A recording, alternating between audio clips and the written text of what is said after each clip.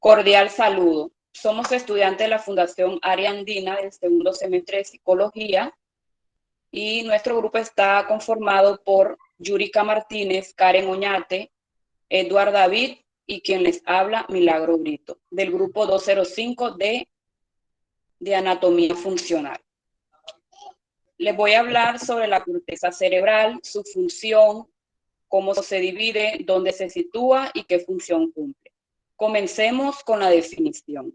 Es una capa localizada en el exterior del cerebro que está compuesta por un grupo de cuerpos neuronales, poseen unas zonas profundas llamadas pliegues, en las cuales se encuentran más neuronas.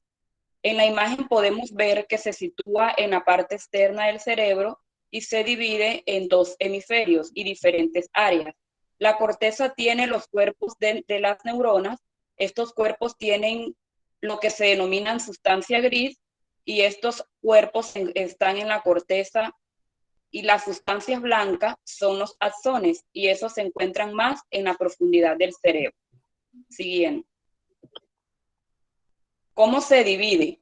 Las partes de la corteza se pueden dividir en diferentes áreas. Se puede dividir por las áreas de Brodmann o por corteza, que son más generales, como las motoras, sensitiva, visual, auditiva y gustativa. Estas áreas las encontramos dentro de los lóbulos del cerebro y este se divide en lóbulo frontal, parietal, occipital y temporal, como lo podemos ver en la imagen. Siguiente. La función que cumple la corteza cerebral. Para tener una definición más clara, la corteza cuenta con todas estas áreas ya mencionadas, que nos permiten realizar la cognición, la parte de pensamiento y todo lo que tiene que ver con la interpretación de estímulos y generar órdenes motoras sensitivas. También estas células gliales, las cuales realizan absorción y conducción del LCR, está el hemisferio izquierdo y el hemisferio derecho.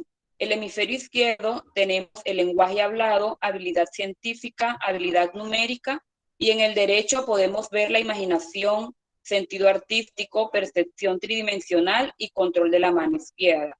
A continuación, les habla la compañera Yurika Martínez. Cordial saludo, mi nombre es Yurika Martínez y les voy a hablar sobre las áreas de Brodmann. A principios de los años de 1900, el anatomista Corvinian Brodmann realizó la división espacial de la corteza cerebral, enumerándola en 52 áreas, con base en su citoarquitectura, es decir, su estructura histórica y su organización celular. A continuación, vamos a decir las diferentes áreas y sus funciones. El área 3, 2 y 1, denominada corteza somatosensiva primaria, esta región está asociada con varios sentidos tales como el aprendizaje motor, el movimiento orofacial controlado y coordinado, la localización del tacto, de la vibración, del dolor, de la temperatura, y también la percepción sensitiva de las extremidades superiores e inferiores, es decir, el tronco, las manos, la cara y los labios. Encontramos el área número 4, la cual se denomina corteza motora primaria y es la responsable de ejecutar movimientos voluntarios tales como la respiración controlada, el parpadeo voluntario, el movimiento de los dedos, de las manos, de las muñecas, los movimientos orofaciales, entre otros. Encontramos el área número 5, que se denomina corteza de asociación somatosensiva. Esta cumple las funciones asociadas que incluyen los movimientos oculares, la localización del tacto, la percepción del dolor, la atención visomotora, la ejecución motora y la memoria de trabajo. También encontramos el área número 6, la cual se denomina área promotora y motora suplementaria. Esta área juega un papel muy importante en la función del ser humano porque es la que cumple las actividades de la memoria y el lenguaje. Es la que nos permite realizar los movimientos voluntarios del habla, el poder reír, realizar la atención a las voces humanas, la lectura de labios, la recuperación de las palabras, la memoria de episodios de largo plazo y la memoria topográfica, entre otras funciones muy principales y fundamentales de esta área. A continuación, la compañera Karen va a realizar la exposición de las demás áreas que hacen falta. Bueno, les vengo a hablar de la área 9. Corteza prefrontal absorbente. Es la región cortisal mayormente responsable de la planeación. Integración sensitiva, formación memoriática, regulación de la función y acción intelectual, acción de engañar y mentir. Área 10, corteza prefrontal anterior. Esto implica en el procesamiento estratégico de la recuperación de la memoria y funciones ejecutivas tales como racionamiento, flexibilidad para la ejecución de tareas, resolución de problemas, planeación, ejecución, memoria de trabajo, pensamiento de estímulos emocionales, racionamiento inferencial, toma de decisiones, cálculo de procesos numéricos. Área 17.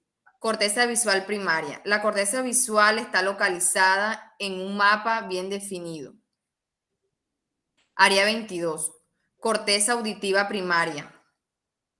Esta región se sitúa cerca del oído externo y se encarga del lenguaje complejo y el procesamiento auditivo. Área 37. Giro fusiforme.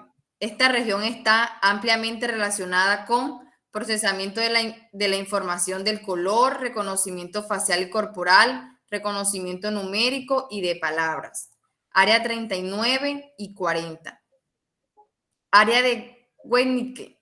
El giro que comprende esta área puede ser de mayor o menor tamaño, dependiendo del individuo, y es la responsable de la comprensión del lenguaje.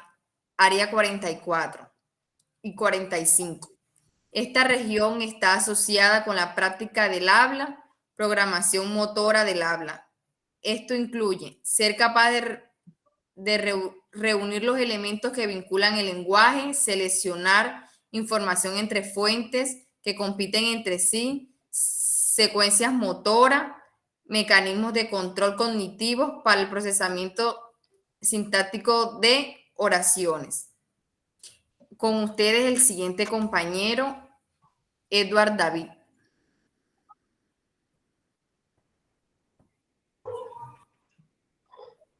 Reciban todos un cordial saludo. Vamos a hablar sobre los planos anatómicos. Siguiente. Los planos anatómicos, partiendo del hecho que el cerebro se tiene que entender como una dimensión en 3 dimensiones, con el estudio neuroanatómico hemos de entender en cuenta 3 planos y 3 diferentes cortes de la visión bidimensional. Tenemos plano coronal, plano horizontal y plano sagital. En el plano coronal se realiza un ángulo recto de referencias al neuraje, dividiendo el CNC en zonas caudales y rostrales. Siguiente. Plano horizontal. Se lleva a cabo un plano paralelo a la superficie del suelo, dividiendo el cerebro en zonas superficiales e inferiores. Siguiente. Plano sagital. Se realiza un plano vertical siguiendo la coordenada media lateral cuando divide el CN en 2 mitades simétricas, mitad derecha y mitad izquierda. Hablamos de un corte sagital medial. Siguiente. Como podemos identificar en la imagen, tenemos los 3 tipos de diferencia de planos o cortes. Tenemos el plano coronal, plano sagital y plano horizontal. Ya, siguiente. Las funciones de los planos anatómicos se organizan en diferentes áreas funcionales como las áreas sensitivas, motoras y de acciones. Tienen una gran variedad de funciones, entre ellas la percepción, la intercepción de la información sensitiva y planeación e iniciación de las actividades motoras. También cumplen un papel importante en la función cognitivas superiores como la motivación, la atención y el aprendizaje, la memoria y la capacidad de resolver problemas en el pensamiento conceptual. Siguiente.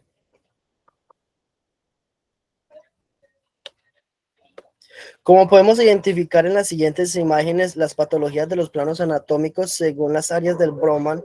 Número 4. Una lesión en estas áreas pueden causar parálisis del lado controlar del cuerpo, incluyendo parálisis facial, monoparasias o extremidades superiores, inferiores o hemisparesia. En la imagen del Broman, área número 6, podemos identificar una lesión en esta área puede afectar la guía sensitiva, el movimiento, el control de los músculos proximales, el tronco, daños en el área promotora lateral, puede resultar en aprosia cinética, que puede presentarse como movimientos bruscos, un poco definidos, que ya no aparentan haber sido practicados con el tiempo. En el área del Broman número 9, podemos identificar en las imágenes que una lesión de ella puede ser lo que es ocasionar dificultades en la invasión de respuestas y resultar en un síndrome disejecutivo.